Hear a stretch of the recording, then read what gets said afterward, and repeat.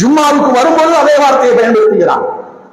பல இடங்களிலே சொல்லுகிறான், உன்னுடைய இலக்கு எல்லாம் நன்மையை நோக்கி முன்னி செல்வதுதான் இருக்கிறோம். நாம பல விஷயங்களை பார்க்கிறோம். சுய பரிசோதனை செய்து பார்த்தா நம்முடைய நப்சு, நம்முடைய எண்ணம் எல்லாம் இந்த துன்யாவில தான் பெரிய காப்பீஷன். கண்ணை மூடி கண்ணை திறந்து எதுனா நடக்கும் மௌத்த. பல தெரிஞ்சுக்கோங்க, எப்ப மவுத் வரும் தெரியாது. நான் நினைச்சுக்கிட்டு இருப்போம், நான் நல்ல ஸ்ட்ராங்கா இருக்கேன், நல்ல பாடியா இருக்கிறேன், ஆரோக்கியமா இருக்கிறேன், சுகர் கிடையாது, பிரஷர் கிடையாது, ஒண்ணும் கிடையாது. சாப்பிடுற சாப்பாடு உள்ள ஒரு குழாய் மாறி உள்ள போயிடுச்சுன்னா சொல்லி முடிச்சு ஒரு தூள் உள்ள போனா, குடிக்கிற தண்ணி ஒரு டிராப் அப்படி மாறி உள்ள போயிடுச்சுன்னா சொல்லி முடிஞ்சு.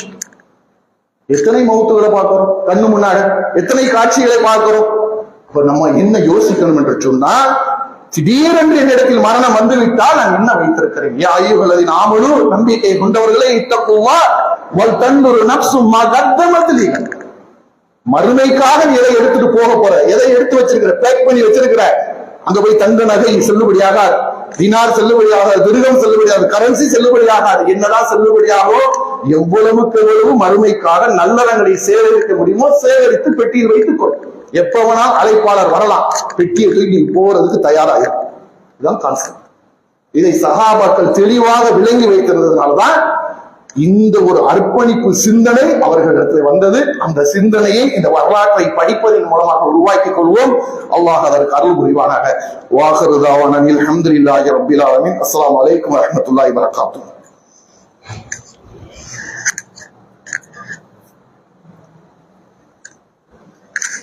அஸ்ஸலாமு அலைக்கும் வரஹ்மத்துல்லாஹி வபரகாத்துஹு.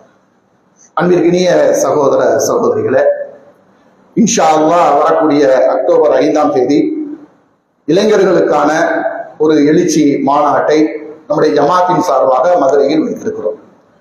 இளைஞர்களுடைய சூழ்நிலை எப்படிப்பட்ட ஒரு நிலையில் இருக்கிறார்கள் என்பதெல்லாம் நமக்கு நன்றாகவே தெரியும்.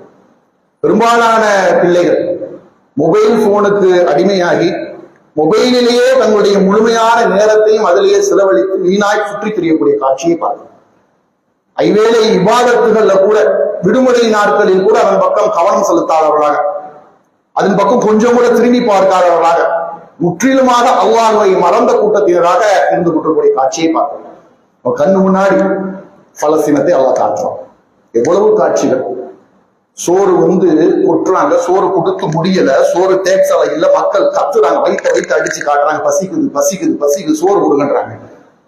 அவன் சொல்றான் பாத்திரத்துல இல்லைன்னு பாத்திரத்தை போட்டு அவன் கோபத்துல அடிக்கிற, நம்மளுக்கு இல்ல என்ன செய்ய அப்படிங்கிறான். அந்த உள்ள சாப்பாடு புடிச்சிருக்கணும், அடி பிடிச்சி ஒட்டி இருக்கணும் டேக்ஸால, அதை சுரண்டி அந்த சின்ன பிள்ளைக்கு